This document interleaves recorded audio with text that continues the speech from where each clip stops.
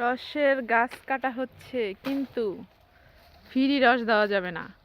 আপনাদের কারো খাঁটি রস লাগলে, পিওর রস মানে নির্ভেজাল, ভেজাল মুক্ত, তাইলে আমাদের মারুফ আছে, মারুফের নাম্বারটা আমরা দিয়ে দিতে পারি।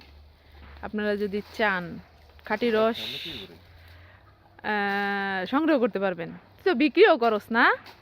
হ্যাঁ, বিক্রিও করে, বিক্রিও করে। আপনারা যদি চান তাহলে খাইতে পারেন। আমাদের এই গাছটা কাটা হয়েছে, এটা কয়দিন পরে এটা গাছ আবার বান্ধা হইব, মানে রস 7-8 দিন, 8-10 দিন, তখন আমরা খাইতে পারবো। এই গাছ আমাদের জন্য অ্যাকচুয়ালি, এটা বিক্রির জন্য নহে।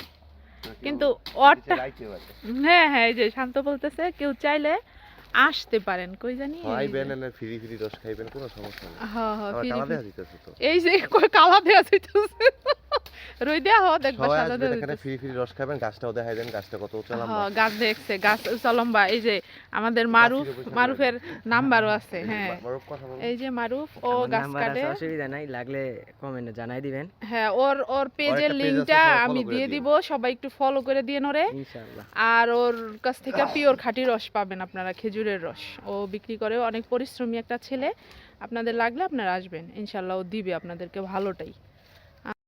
ও এই যে এই বছর আমাদের খেজুর গাছ কাটা হচ্ছে, আমরা আবার এই বছর রস খাবো ইনশাআল্লাহ।